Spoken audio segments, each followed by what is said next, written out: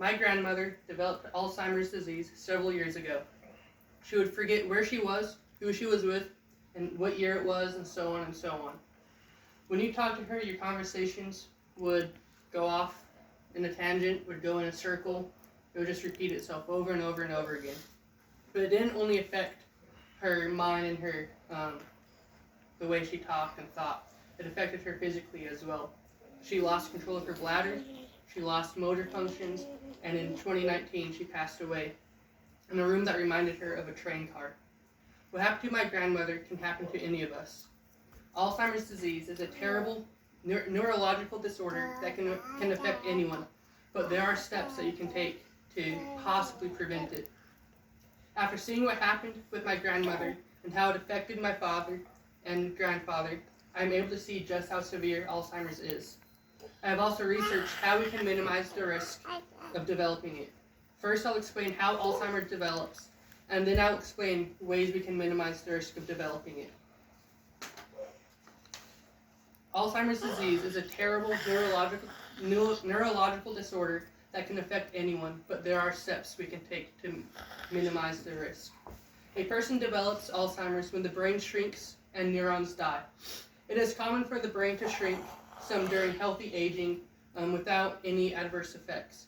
However, according to the National Institute on Aging's website article, What Happens to the Brain in Alzheimer's Disease, which was written in 2017, Alzheimer's disrupts processes vital to neurons and their networks, including communication, metabolism, and repair.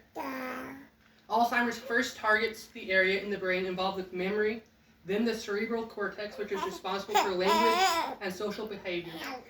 It eventually will affect the whole brain.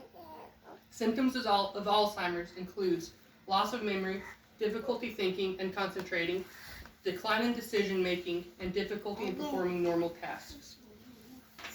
The exact cause for Alzheimer's disease are not known, but according to the Mayo Clinic's website article, which is titled Alzheimer's Disease, written in 2021, scientists believe that for most people, Alzheimer's disease is caused by a combination of genetic, lifestyle, and environmental factors that affect the brain over time. Now that we know a little more about Alzheimer's, let's look at how we can minimize the risk factors. Alzheimer's is not a preventable condition, but there are ways to minimize the factors attributed to it.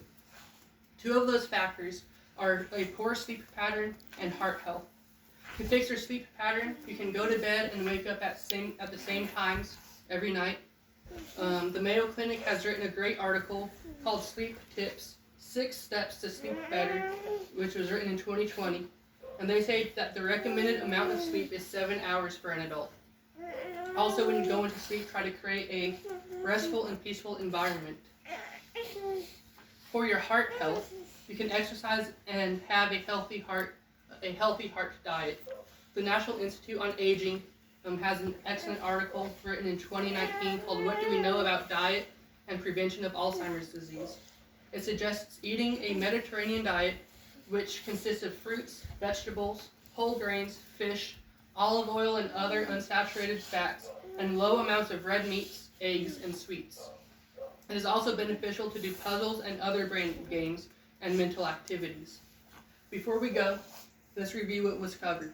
We saw how Alzheimer's affects the brain and how we can minimize the risk factors correlated with Alzheimer's. After all this, we can clearly see that Alzheimer's is a terrible disease, but we can implement things in our lives to help prevent it. And one last thought. My grandmother fought Alzheimer's for years. It was hard for everyone around her to watch her mind fade away. Take advantage of the time you have to start a healthy lifestyle. Watch for signs of the potential onset of Alzheimer's in your own life and those that you care about. And for more information of Alzheimer's, I suggest going to the Mayo Clinic. They have several articles written in the last few years about up-to-date information on Alzheimer's.